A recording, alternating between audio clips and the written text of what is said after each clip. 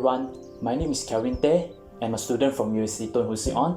Today, I'm going to discuss about what is geotechnical engineering, and also as a geotechnical engineer, what is their job scope, and also the soil characteristic.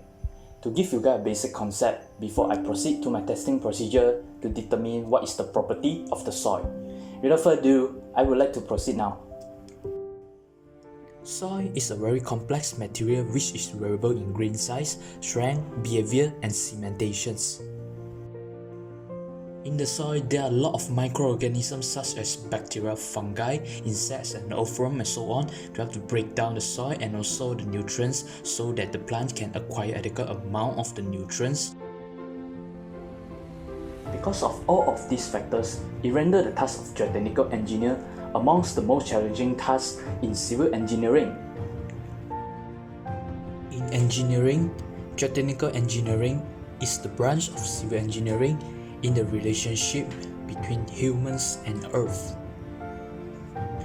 It used the principle of science to explain the mechanics of soils and rocks for the solution of engineering problems and the design works related to engineering. Geotechnical engineers' works is always below the ground surface, yet it's very important discipline with a vast scope as all the construction building has to be laid on the ground. They use the fundamental principle of soils and rock mechanics to investigate subsurface conditions. This will allow them to evaluate and design the activities such as the natural slopes, the cuts and fill from the excavation of earthwork, foundations, dams, retaining wall, tunnels, and any others with direct interacting between the subsoil.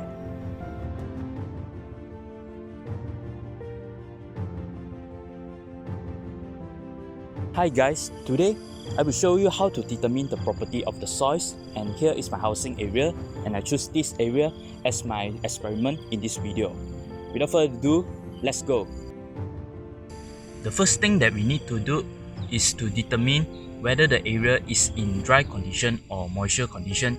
Is it affected by the soil factors, the shade factors, waters, insects, fertilizer, or anything else, so that we can know the condition of the soil. After that, we need to use the shower to remove the selected area so that we can collect the soil sample and identify the characteristic of the soil. Based on the observation, the soils in this area is look wet and moist, and the soil is look like clay soil. Here is the soil sample that I collected in this area. As you can see, the root system of the plant is coming up from the soil, and also the soil in its wet condition. I think it's because now it's around 8 to 9 am in the morning.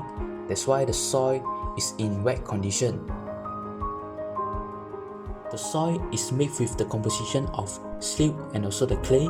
That's why you feel a little bit sticky when water is added to the soil, and also it contains some silt particle. This soil is in healthy condition. As you can see, there's the earthworm inside the soil, and it's helped to break down the soil and also the nutrients so that the plant can absorb the nutrients and grow healthier. We can check the moisture level by showing a screwdriver into the ground, and if we can push it more than 3 inches, it means that the ground is in good level of moisture condition. The last step is pour the water into the soil and check the drainage system of the soil. Based on the observation, we can see that the soil has a poor drainage system. It can be a clay soil because clay soil hold water for a long period of time.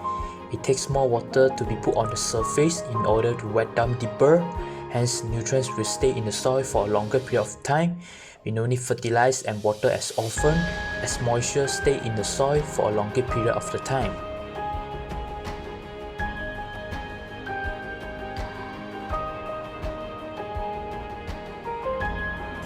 I think that's all from today. In conclusion, I think that it's important to get a good quality of the geotechnical engineer to determine the soil's quality, and then pass over the data to the structural engineer.